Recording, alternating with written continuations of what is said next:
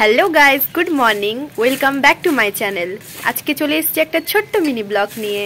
তো শীতের সময় কারা কারা ছাদে বসে মুড়ি খেতে খুব পছন্দ করো আমার মতো, কমেন্টে অবশ্যই জানিও।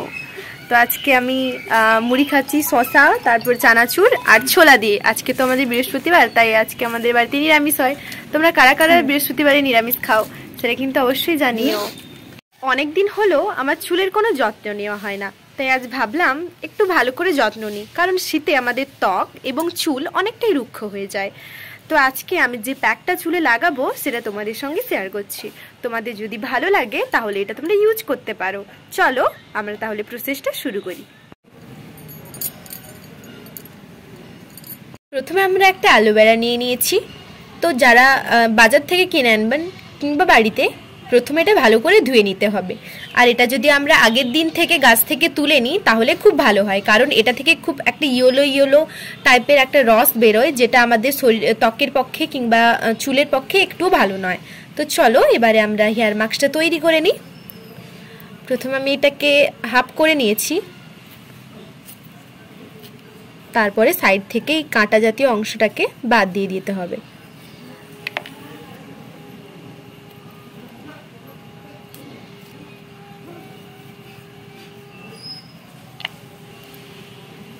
তারপর মাঝখান থেকে এটাকে দুভাগ করে দিতে হবে।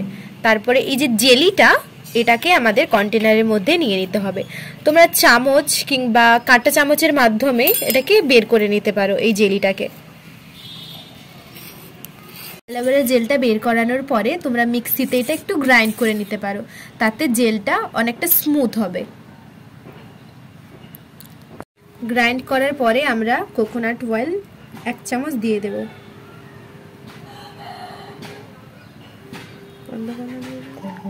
আমরা 1 চামচ দিয়ে দেব, তারপরে আরেকটু মাখাতে হবে এটার সঙ্গে। তোমরা কিন্তু তোমাদের চুলের লেন্থ অনুযায়ী অ্যালোভেরাটা দেবে। আমার চুলের লেন্থ অনুযায়ী আমি এটা দিয়েছি।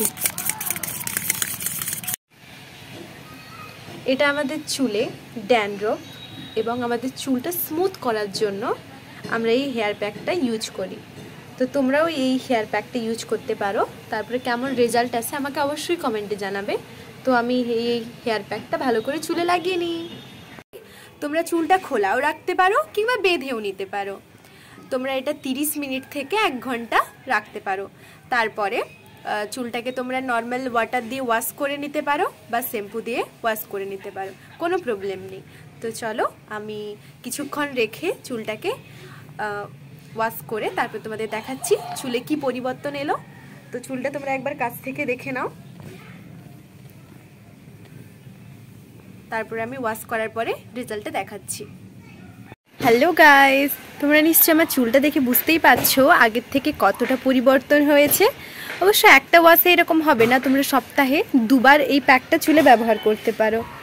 তো দেখো সত্যি কি পরিবর্তন লাগছে? আমার তো অনেকটাই লাগছে পরিবর্তন, এবং চুলটা অনেকটা সিল্কিও লাগছে। তোমরা ইউজ করে দেখতে পারো এবং রেজাল্ট কেমন আসে সেটা অবশ্যই কমেন্টে জানিও। তো আজকের ভিডিওটা এই পর্যন্ত, দেখা হচ্ছে আবার নতুন কোনো ব্লগে। আজকের জন্য এইটুকু। সবাই সুস্থ থাকুন, ভালো থাকুন।